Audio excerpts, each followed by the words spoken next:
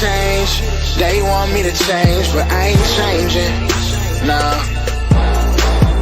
I remain the same. And you are now tuned into another episode of Intellectually Petty Radio, brought to you in concert with A Beautiful Machine magazine, as well as the mighty Nerd DJs Radio Network. Yo, y'all already know the slogan, man. Week after week, month after month, year after year, we only rock with legends around here. And today is abso-fucking-lutely no exception. We got one of the dopest human beings since Moses walked the planet. One of the greatest individuals to ever breathe oxygen and spit out CO2. We got Mr. William Ward Word in the building. How you doing, King? I'm good. How you doing, brother? I'm doing all right, man. How's your family? Everybody's good. Everybody's good. Getting ready for this holiday season. I'll be fucking them up with the intros. Yeah, it's dope. I tell you, it's dope. I'm hoping it's being recorded so I can add some of this to my site, baby. Oh, absolutely. Come on, I'm too old to waste shit. I feel you. Yo, this beard is pretty seasoned, so hey. Oh, yo, you know, I'm finding out, man. The beard is a deal, though, man. I should have did this shit a long time ago. Oh, for buddy. Sure. Anyway, another story. A safe space for men. Yes, sir. Safe space for men. What is that and why? Safe Space for Men is an organization that I put together about 2 years ago to give men a voice. I'll say this. I'm not a clinical psychologist. I'm not a therapist. I'm a vessel. Okay. You know, sent here by God to get Black men to understand the power that they have, you know, and not only in the mental health realm, in the physical health realm as well. We don't take care of ourselves. No. So a safe space of man gives gentlemen a opportunity to unpack that baggage that we go through day to day, week to week, month to month, minute to minute. You know, we share stories, we vibe. I supply an abundance of resources, and men can get help for their families and stuff like that, with themselves too, to be honest with you. Okay, like it's just me, you, and my guy Ben Frank. But serious question: how do you not feel like a bitch? Well, this not you personally. Like if I come to you and I want to share something, how do I not feel like a bitch? Well, one, you got to be honest with yourself. Okay, a lot of people are not honest with themselves, you know, and I found that out the hard way. You know, you have to walk through the fire and feel it. Then you can be able to share it with everybody else. You know, I'll be honest with you. I've experienced some trauma in my life, you know, and I'm not afraid to share it. You know, I'm not afraid to, you know, express my emotions and stuff like that. That don't make me, being vulnerable doesn't make me weak. Your vulnerability is your biggest strength. And most men don't understand that. But if we speak about it and we share with one another, you know. I'm going to disagree with you a little bit. Okay. That's good. Well, come on. Bring it. When you say the vulnerability is our biggest strength, it depends on where we are in life. Okay. In my 20s, being vulnerable is my biggest weakness.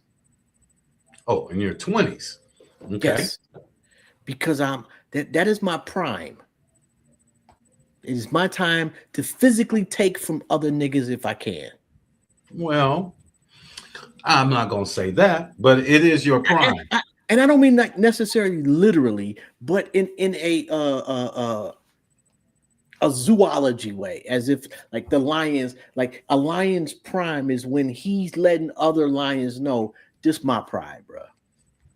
God, I'm glad you referenced lions because you're talking to a Leo. So, on that note, Okay. of course, we want to conquer. We want to overtake. We want to rule. But there's certain ways you do that. And you can't do that unless you're mentally healthy and physically healthy. You can't do anything if you're sick. You're weak. Facts. So that's huge. That's why we preach. Taking care of yourself, physicals. Something we don't do. I don't understand why. Any opportunity I get to make sure that I'm okay, so I can be okay for my family, is the biggest thing that I do. One other thing is that men, they start off at such an early age with the family. They don't know what they're doing. We got a lot of our young men that are being raised in empty households. They're raising themselves. Yeah. And unfortunately, I love my mother. God rest her soul. But only so much she can do. As a man, I've seen that a woman cannot teach a man how to be a man. She can try. She can try. She can show him what she thinks of him as a man. But that part, that father figure is something totally different. And let's or that, a man to look up to. A good man. Yes, sir. Absolutely. Because being a shitty father ruins generations. Oh, tell me about it. You can ruin yourself. You can ruin your child. By being a shitty father. And that's just honest. And I ain't gonna say shitty. I'm gonna say a fucked up father. Say, amen. Everything doesn't have to be ruled with an iron hand. And some fathers they weren't raised right, so they don't know how to father.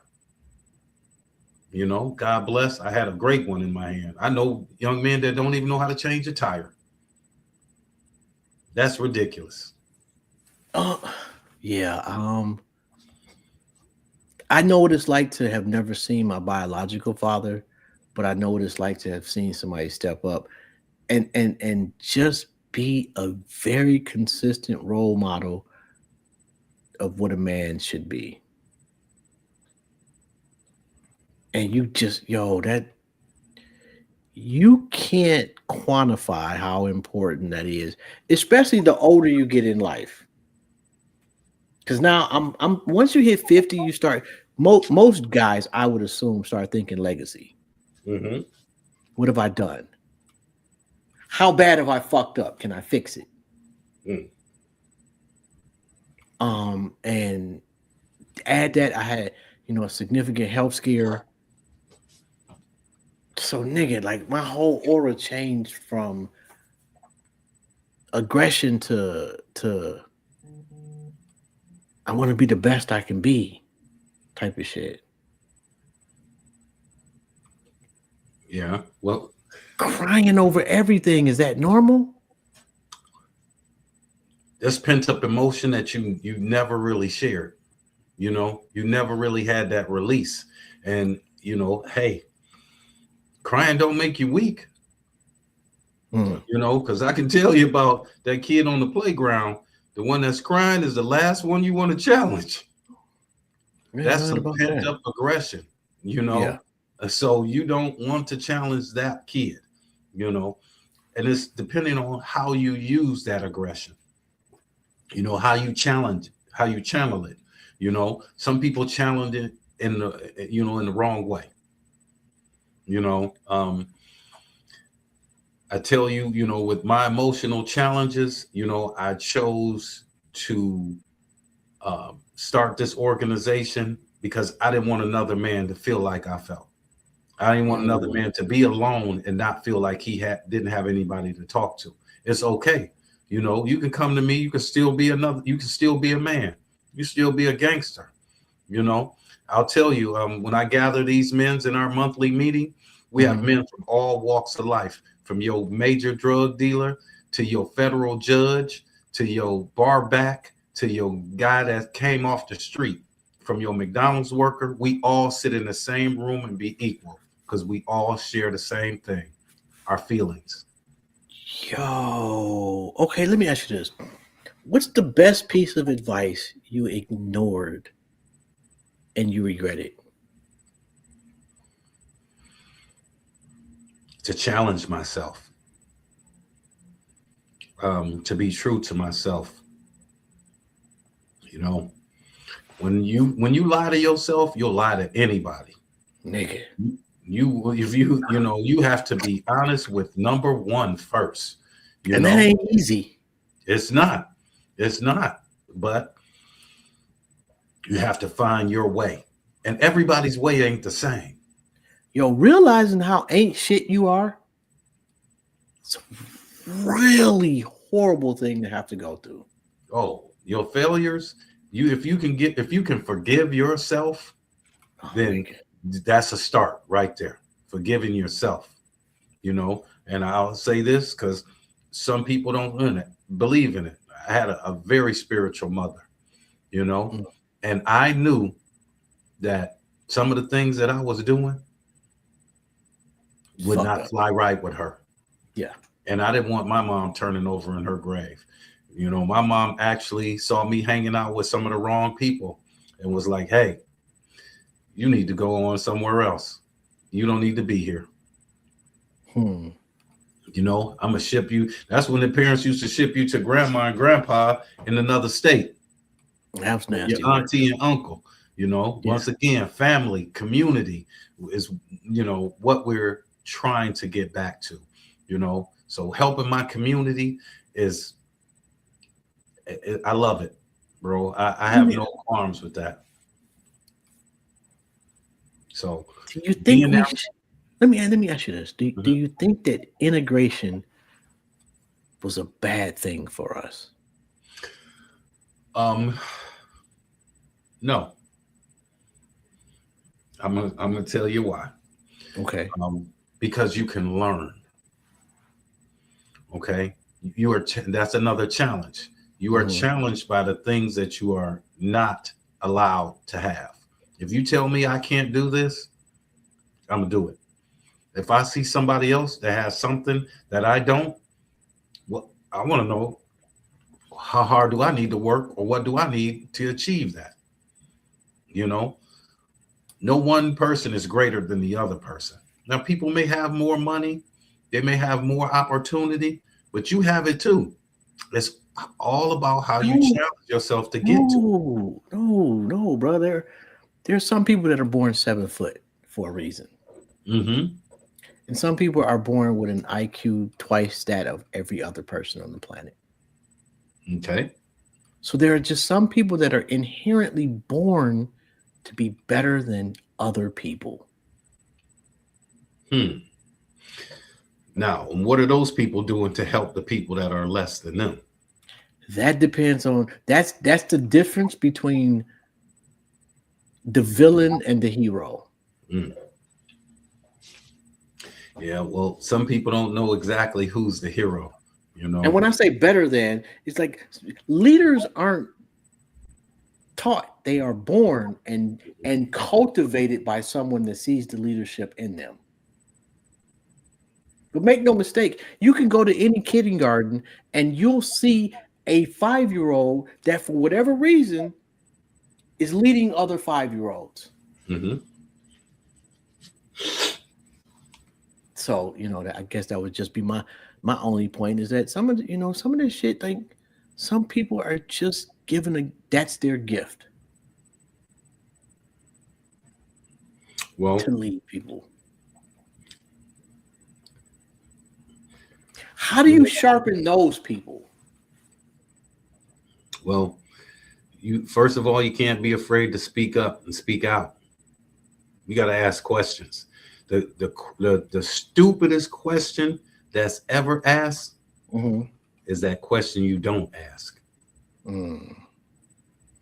Okay, that's the dumbest question. You know, if you're afraid to ask, then you're afraid to challenge yourself. I want to know. Yeah. I want to know. I'm gonna keep asking. You know, and some, parents always ask, why is my kid always asking why? Why? They don't know. They're a kid. They're taking in that information and they're storing it so that one day they can be a better person. Yeah. Or one day they'll have the answers. So a kid that says why, or how is this, or why is that? I used to wonder why my son asked that all the time. And I'm blessed. I have two great young men. And now I know why. One of them challenges me all the time. He is so analytical and so political. I can't even understand it, man. He actually had the nerve to tell me I've been on this earth for 30 something years. I was like, really? How'd you get here? I was here before you. You wouldn't be here without my balls. Stop it. So I'm like, wow, that's really deep, but I understand because their generation is being attacked. Yes. And unfortunately it's a masculine, it's dealing with masculinity. We did a shitty job though, bro. Well, Not you and I personally, but collectively, our generation dropped the ball, unlike any generation of black people in the history of this country. Well, I'll say this: it's never too late. But I challenge young men every day, men that I meet in the gas station, men that I see in the store, young men that I cultivate, work with, see everywhere. A lot of young men, I love the game of golf. Okay. Pretty good at it. And they want to know why you play that white sport. What? No sport is a white sport. Okay. We dominate everything. So you whooping the white boys? Oh, bro, I'm doing my thing. Handicap. What are we talking about? Handicap? We talking about 0 to 3. Nigga. Yes. Yeah, and like that's like the league type shit, bro. Yeah. I've been playing for over 27 years, bro. So I actually was training to be a professional in Georgia for a while, but I, between that and the music industry took me in a different direction. Wait, hold on. What, the music industry? Oh yeah, I was a tour manager for nigga, for who? Years. Everybody. I worked primarily with Def Jam quite a bit. A lot of their artists. I worked with R. Kelly for a while. I worked with Young Jock for a while. Did a lot of work for Trey Songz for a while. So, oh, good lord, bro! Like you nigga, R. Kelly and Trey Songz. Yeah, that had to be definitely touring. Trust me. Nigga. You if you only knew when you have to lock down the floor below you and lock down the floor above you. That was some of the craziest madness in the world. Yo. But even with people like Young Jock, and just going overseas, we did a lot of MWR and military tours. Okay. Yeah, so places that most people don't even get to go. I've been to islands that only military people can go. They don't exist on the map. Okay, so and we're gonna come back to this just for a Mhm, second, but so I'm looking through your IG and I see March 26th, mhm. and you got like a collage of pops. Yep. At what point did you realize he wasn't just your father, but he was a man? Honestly, um, I grew up on the east side of Detroit. I'm sorry to hear that. No, this is a great thing. So, I'm a doughboy, Persian for life. It gets So, worse. you You know, uh, you know, um, know I'm from the and west side, bro. So I gotta fuck with you. no, hey, that's okay. That's a challenge. So, um, I can't remember exactly what age I was, Hmm. but my mom called me and was like, "Hey, come on, we got to go help your dad. He ran out of gas." You know, my dad Hmm. had a old Ford pickup truck. That he used to drive back and forth to work. So Okay. we were headed to pick up. I mean, to help my dad out because he ran out of gas. And as we were riding up to that, I see a man holding a man, whooping him with a gas can. So some guys were trying to rob my father as he was trying to put the gas in his vehicle.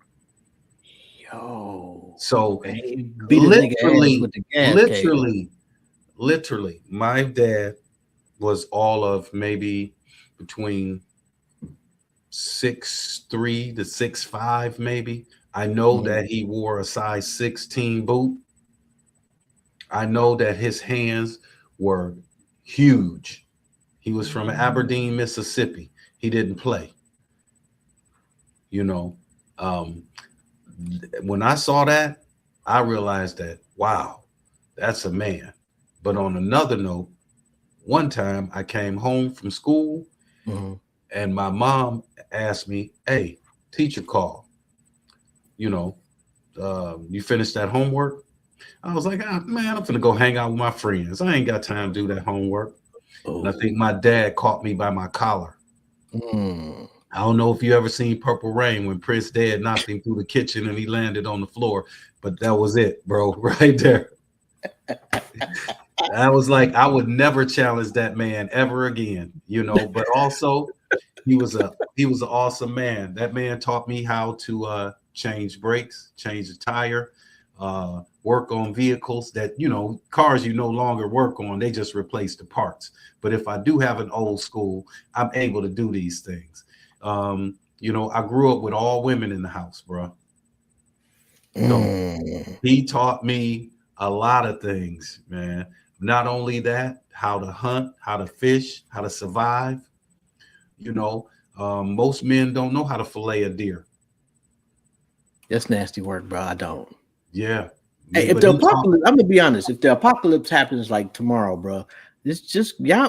I'm a nurse, so I could save some lives, and I'm gonna have to be able to barter with that because all the other shit, bro, I'm stuck. Oh, I can survive. I can hunt, fish. Yeah, I I'm can dead. start a fire with with sticks. And that's probably because they put me in the Boy Scouts as well. You know, Yeah, I suck. It's a wrap for me, bro. I ain't even yeah. gonna lie to you. So You know, no, I had a old school dad, that provided for our family and raised not only our family, but some cousins, some the neighbors, you mm. know, everything. We had a community, man. You know, it was Okay, different so when we grew up. you have your first son. Hmm. What's something about your pops that you saw in his being a father that you said, no, I'm gonna be a little different? Well, my father didn't rule with an iron hand. Only when you got out of hand, and that was maybe twice with me. Other than Mhm. that, never. So I learned to talk to my son. I gave him a voice, which backfired on me a little bit because you know, man, when you give them the opportunity to speak, they kids are unapologetic, man. They'll Oh my say whatever, God. you Little know, kids and old people. you know. So Yeah. um doing that was awesome, to be honest.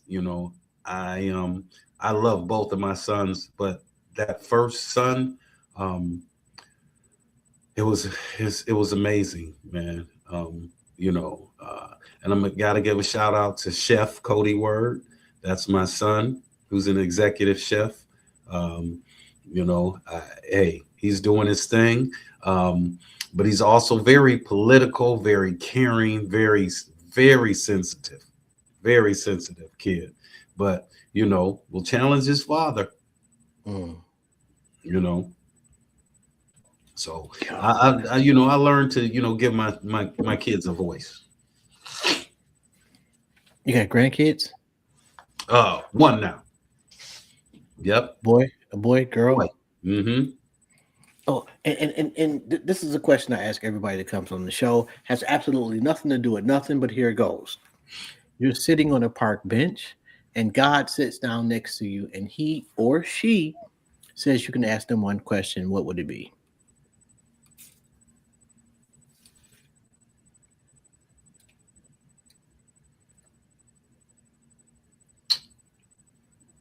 Can I have a second chance at life so that I can do things different? What's the biggest thing you do different? Um, Create more generational wealth early. When you get older, now I'm 60 and I can still run marathons. I'm in great shape. I'm still lifting weights, still doing push-ups, still doing Really? pull-ups, you know, uh, ride Really? my bike 20, 30 miles. Uh, A you know, day? man, if I get an opportunity in the summertime, most people be like, man, you on your bike? I ride from the west side downtown. I slow roll. I do it all, you know. Nigga, Yeah, I'm I so try to worried. stay very healthy. My family, my mom actually suffered from some congestive heart failure. So one Mhm. of the things I started doing probably about 18 years ago, man, probably a little longer than that, I gave up red meat. 20 some years, 20 years, huh? Yep. So in that aspect, I read a few things about meat and diabetes. Hmm. So, once I figured out some of those things, I just wanted to be healthy and I wanted to be around. And once I saw that I was, healthy and I could dominate, on the golf course, on the basketball court too, you know, I, You still hooping, nigga? oh yeah, I can still hoop. Yeah. Come on, bro. Oh yeah. What Yeah. is you the old nigga on the court? Yeah. I'm the old nigga on the court. I'm not gonna run it all day up and down the court. You'll get a good 2 games out of me. It's a You know, wrap, huh? that's Hey, a that's wrap. much. Yo, okay. I'm not even playing 21 with niggas at this point, bro. Wow, I got Yeah. to, Yeah, I'm not even. because I'm not. Actually, I'm not even showing up to the court. Like, bro. No. so we had our one of our family reunions over the summer, right? So all the young ones, they was talking cash smack. I said that 40 yards, I can get you.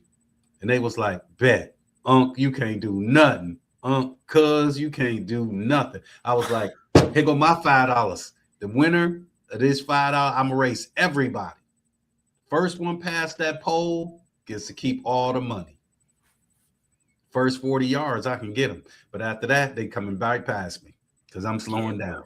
If there is not an active shooter or a dog loose, I'm not running, bro.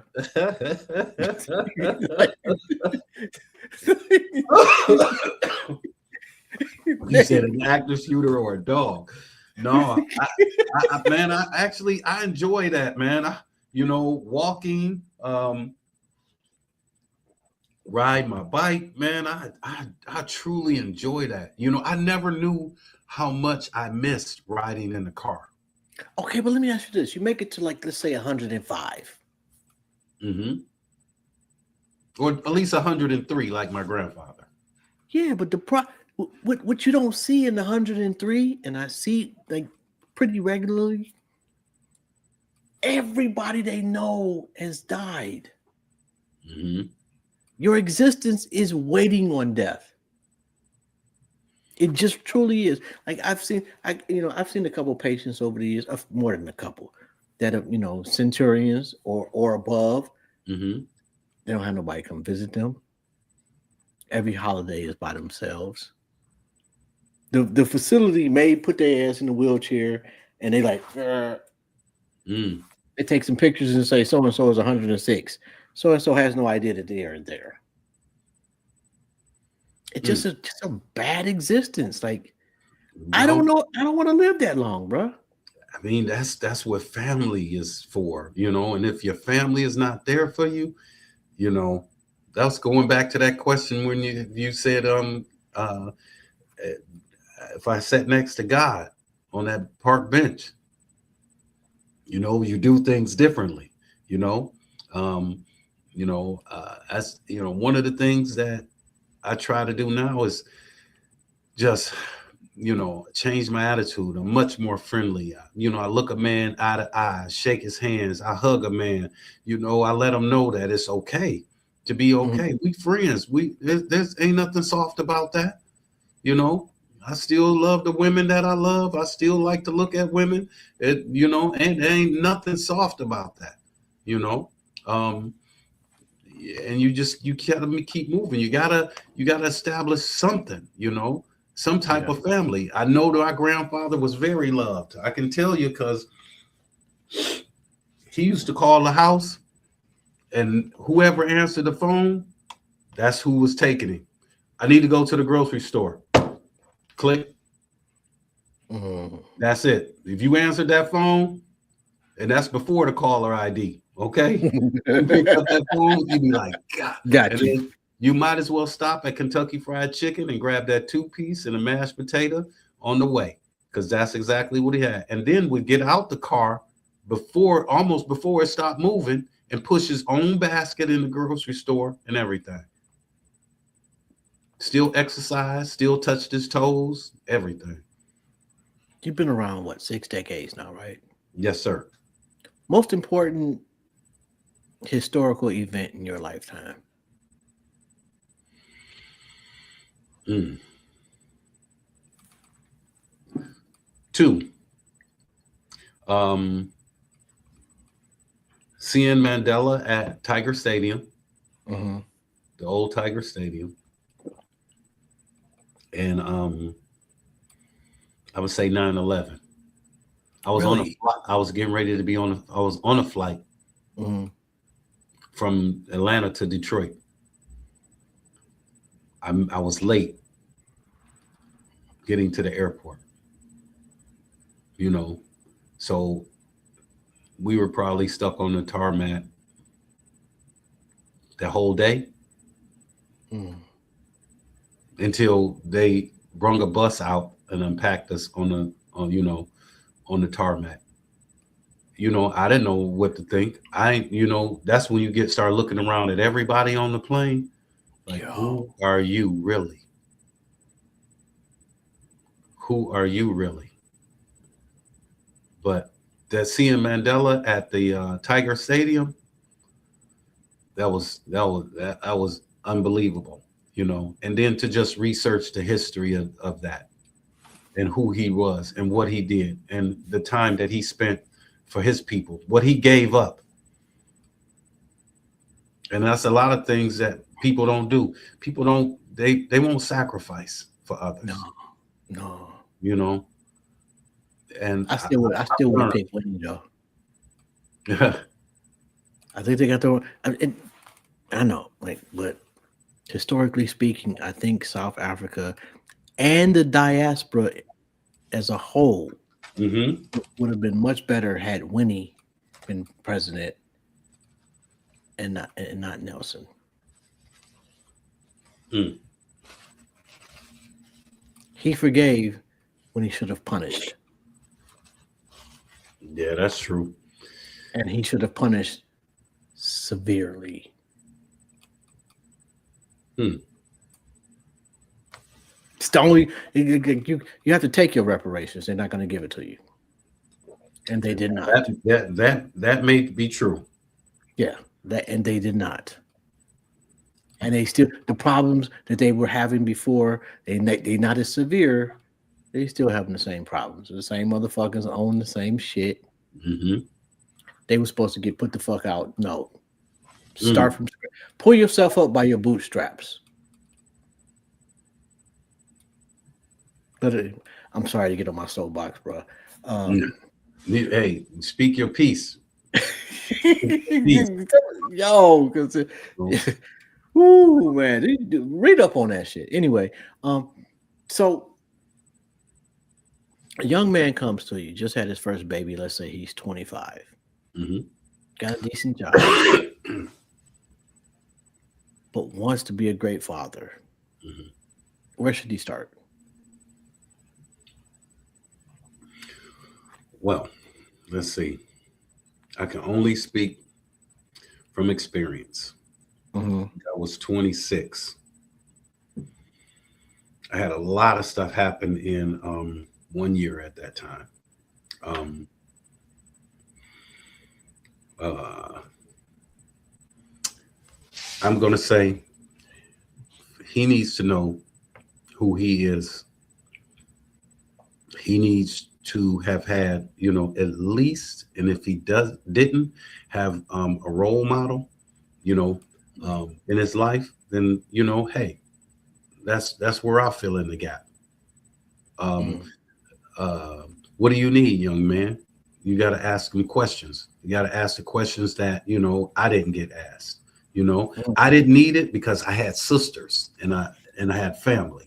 But is it resources? Is it food? Do you know how to change a diaper? Do you know how to put in the car seat properly? You know, how are you and the mother of your child doing? That part. You know, that's key. You Yeah. know, now me and my ex-wife, we had moments where we were together and we weren't together Yeah. during the birth of my first son. But Mm-hmm. one thing that I did realize is that she couldn't do it by herself. So I took her back. I had to I had to put my feelings behind me and Mm-hmm. let him take a back seat, you know, Yeah. and work that out with her, because, we could have been, we were raising someone great, even Mm-hmm. though my son refuses to cook for me now. He is an awesome chef. That's petty right there, bro. I'm Now, just gonna put that. he says that, he cooks all day at work. So, so he has worked at some very, very nice places. He's also wanted to go take some pastry courses over in France, Mm-hmm. and he's not soft at all. He actually trains mixed martial arts, and that's just to, he says, help with his anxiety. Mm. So, but I would tell that young man, never be afraid to ask for help. It's out here. Resources are available, but our pride will kill us every time. Nigga. We are afraid to ask. Yeah. In our culture, we are. Other cultures, not as much. They'll ask in a minute, and then you'll look at them like, what did he just? Is he really get? Yeah, because they're trying to survive any means, by any means possible. Okay. I think we gatekeep a little bit too. Oh, please don't use that word. That's a word I've been using a lot lately. There are so many gatekeepers. It's Yeah. unbelievable. Not Yeah. sharing their resources, not sharing their talent, not sharing the ability, not helping. Um, Man. it's a lot of professionals out here that are truly not even sharing, you know, Facts. We'll let you drown and watch. and watch, you know. I just, you know, had a conversation about gatekeepers and the people that are actually doing some work around the city of Detroit. Some individuals that are not being recognized on the news, that you don't see every day, that are not getting these awards, that are this. It's the same people every single time because they keep it within that little small circle. They're gatekeeping that ability to, or that knowledge or that information that they don't want to share. You know, they don't want to give anybody else their kudos, you know, because Facts. it may affect their quote unquote dollar.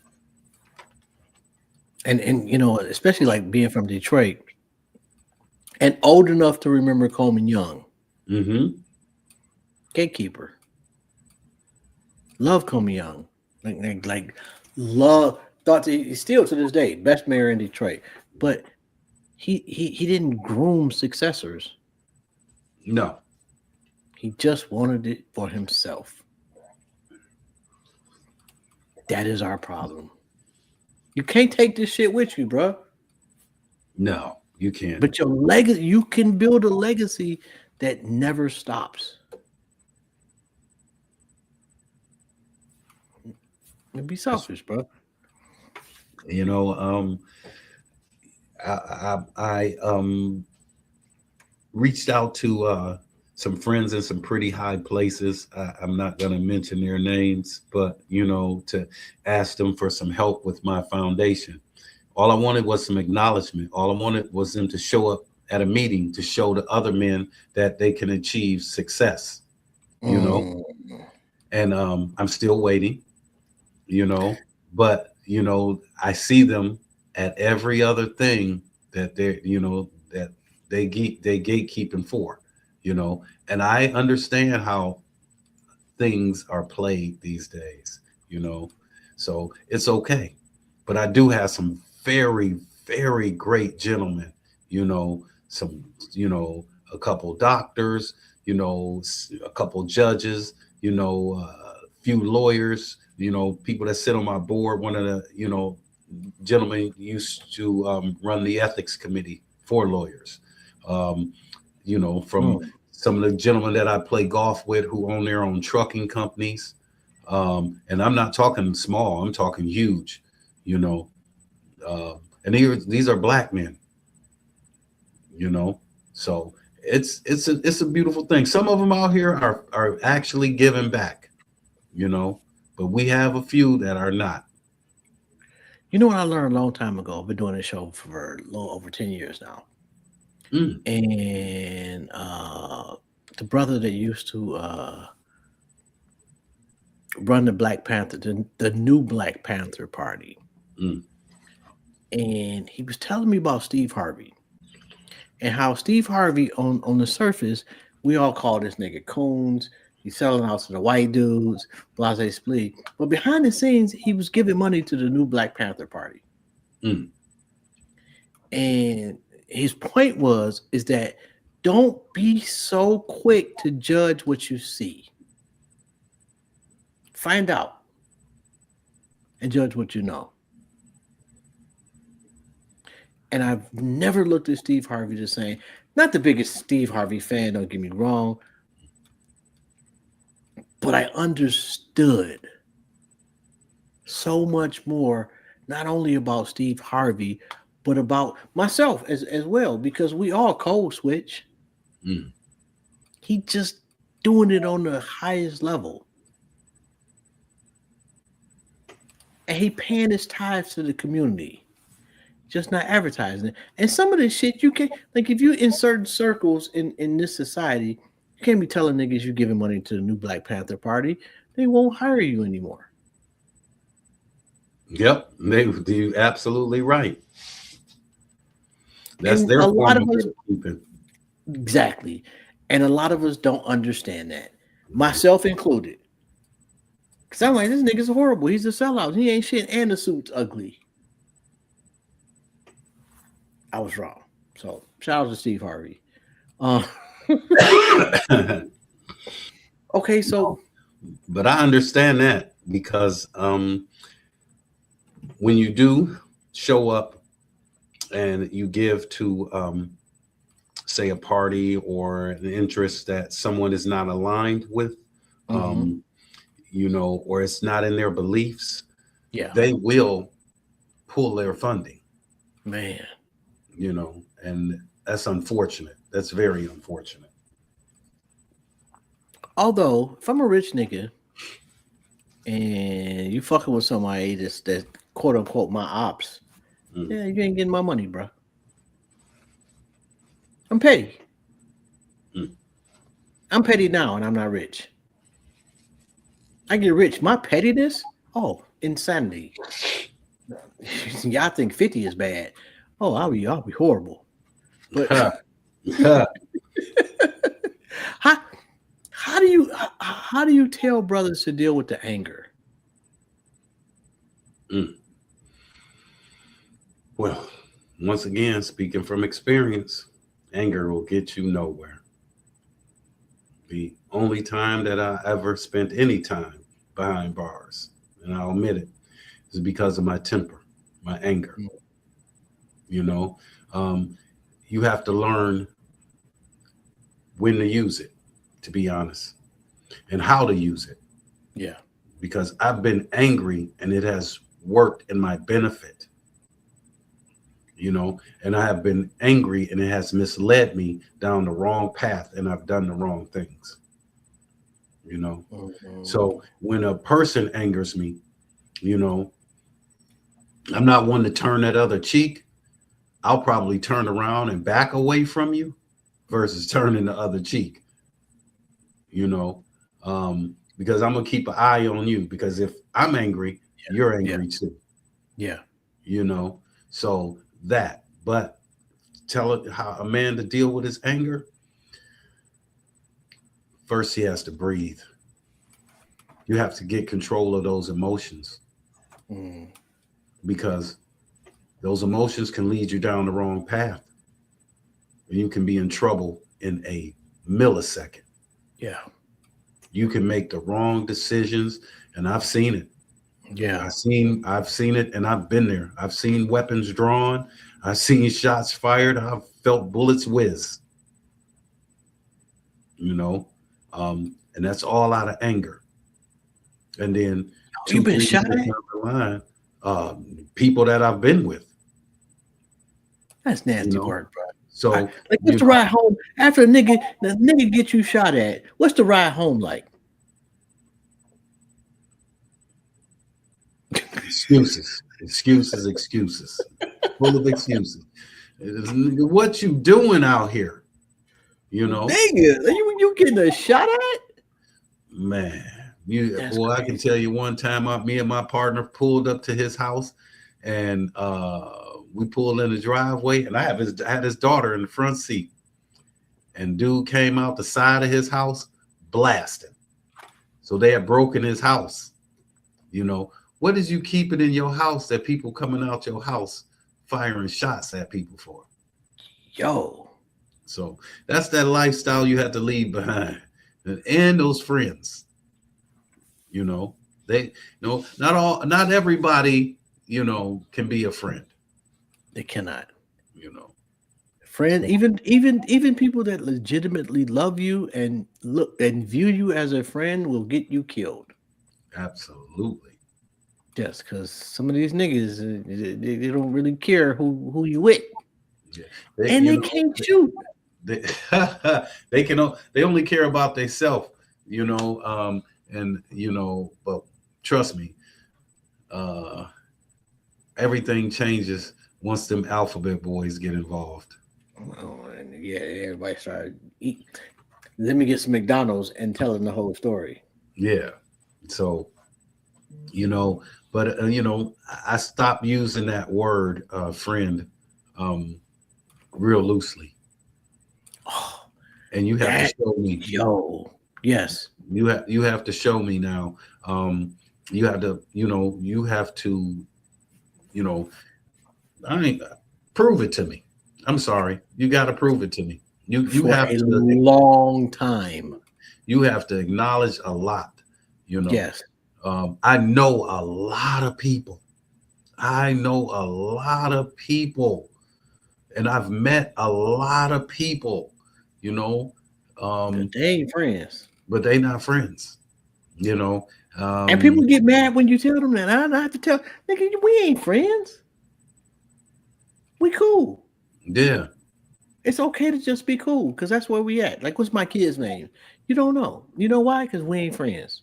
hmm You know where I live at. That's the key. That's really the key. Yo, That would tell you I got two friends. nigga. You know, that's really the key. You know, because And some of them folks at work, oh, well, we're friends. No, we not, bruh. We work together. that's it. Well, Joe, you're being harsh. Nigga, what? I don't even know how you get home. You can fucking fly. I don't know. I don't know anything about you.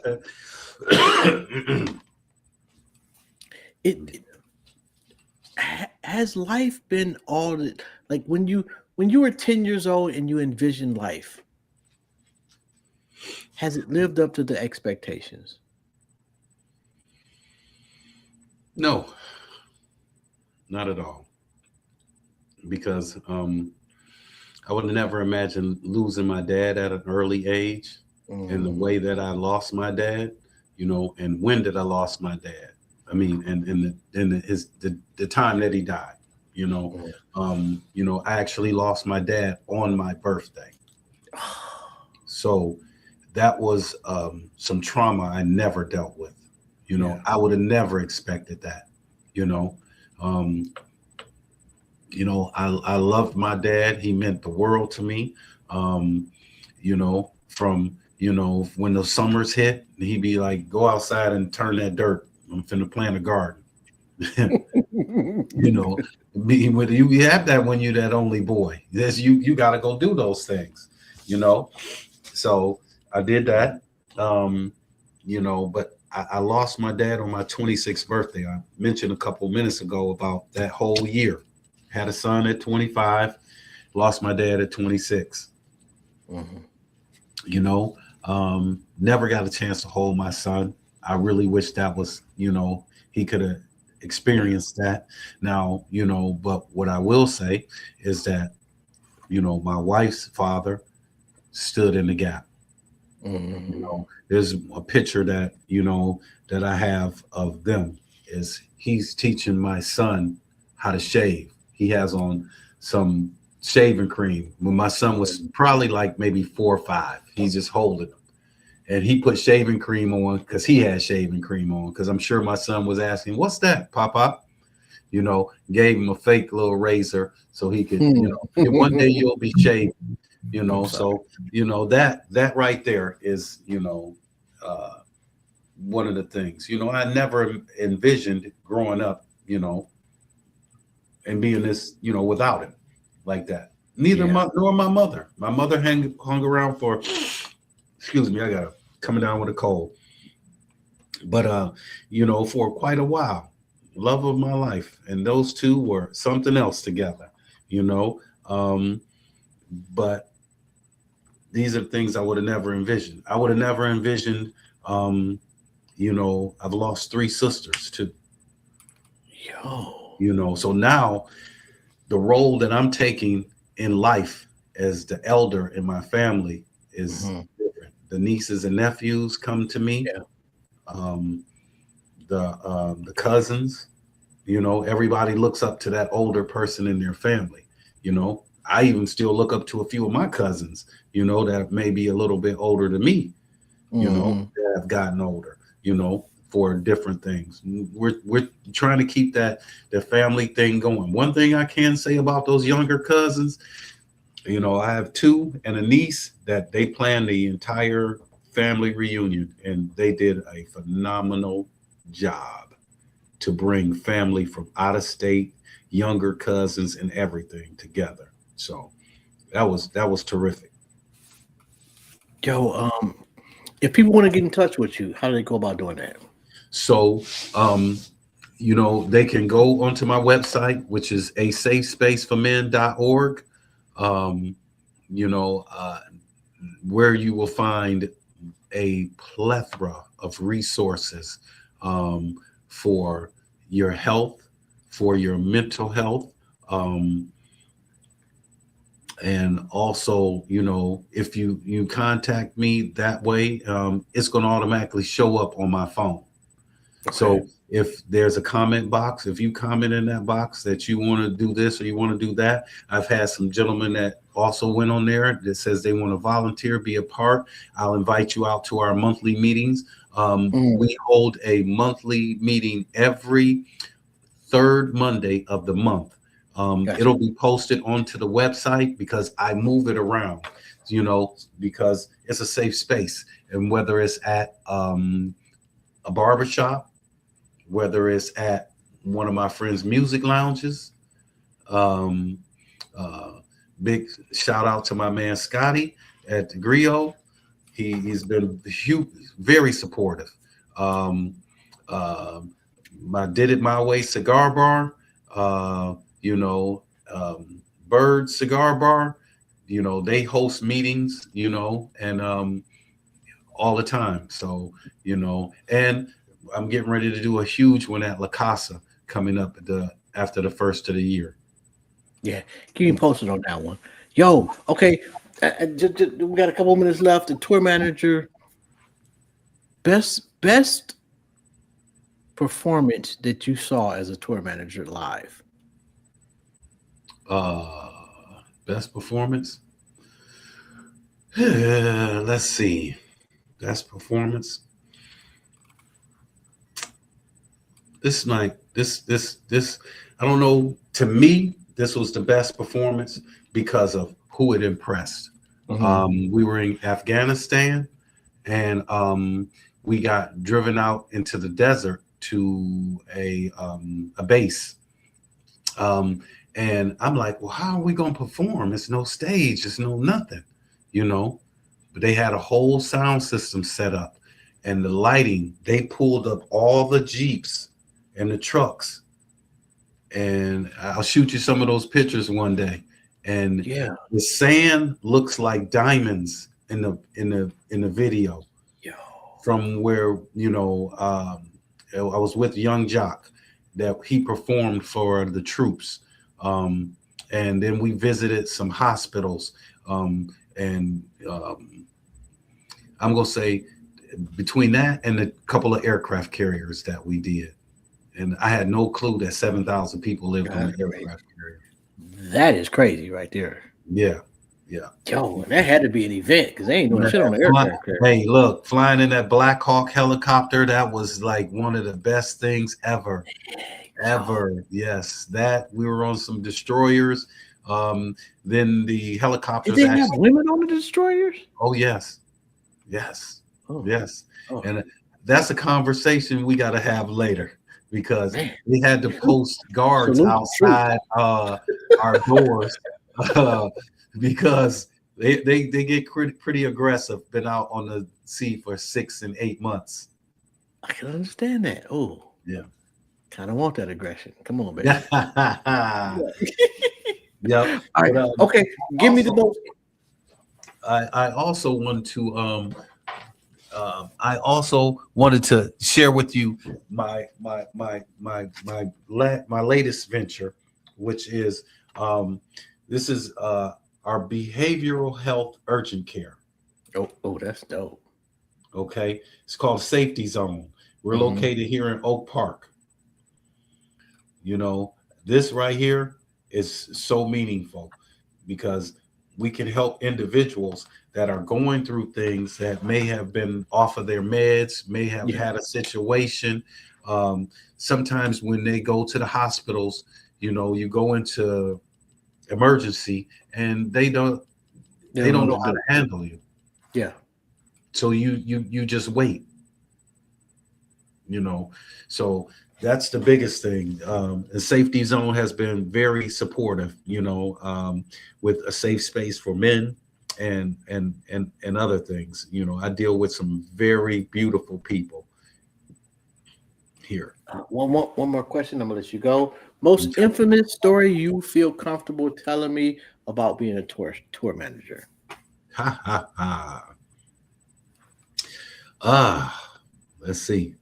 I would tell you one of them R. Kelly's, but I had to kill you.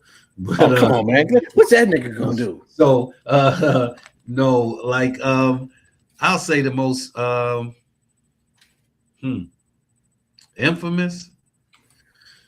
Whoo. I kind of need the R. Kelly shit, bro. Come on, man. You know, I'm telling you, when you have to lock down the floor below you and the floor above you, because you got 15 and 16-year-old girls climbing the fire escapes, coming through doors, stuff, it's unreal, bro. It's unreal. You know, I'm gonna say this. Was that nigga that nasty though, bro? Bro, you know, I don't think it was when that's like this. If you put cake in front of you, are you not gonna eat it? Okay with that. If it's cake, You don't know how long that cake's you, been there. You don't know how old that cake is. Yes, you know. So you know the cake is barely out the box. Let me tell you something. I've seen some that was 14 years old that you would not be able to tell. Okay, that's possible. However, you would know. And they all 14-year-old. Not all. You know, nigga. Not all. Not all. I'm not saying there are all, a few. Yeah. Like at some point, you know, it becomes a preference and not a omission or an ignorance. You turn from damn. She said she was 25 to you a nasty nigga. Yeah. You know, there's quite a few of them out there. Unfortunately, it is. Yo, this is a very, very, very dope conversation, bro. I can't thank you. Man, I appreciate you having me, man. And look, a safe space for men.org. A safespaceformen.org. You can find all the resources that you need. Young men, old men, holler at me, bro. I'm here to provide any resources you need. Single fathers, please reach out to me. You know, resources. I'm willing to help. And if I can't, I have so many people that can. Yo, real quick, my brother Tay Uhuru on Facebook. Please look him up, bro. He's got a huge Facebook group dedicated to Black men. I think you guys would really, you know, and hit me up. I'll send you a link. I'll do that. Okay. All right. No doubt, man. Appreciate you, man. You have a phenomenal eating on purpose, man. Very, very, very dope conversation. Man, God bless you. Thank you for having me. No doubt, man. It's an honor. All right. Peace. Peace. You already know. Oh, hold on. This is Jobs. It's been another episode of Bam. I don't have to say it anymore. Yo, William Word, fucking phenomenal, man. And just as a Black man, we don't have enough safe spaces. And I've had this conversation. Like the barbershop used to be like our universal safe space. And I don't know why I didn't think about this when I had him on the show. But the whole barbers are superstars now. No disrespect, but and everybody is on an appointment. It has taken away our one universal safe space. And you know, so we need replacements for that. So shout out to William Word for providing that. Y'all have a good one. I'll see y'all next week at 5 o'clock or 7 o'clock, whatever the case may be. Peace.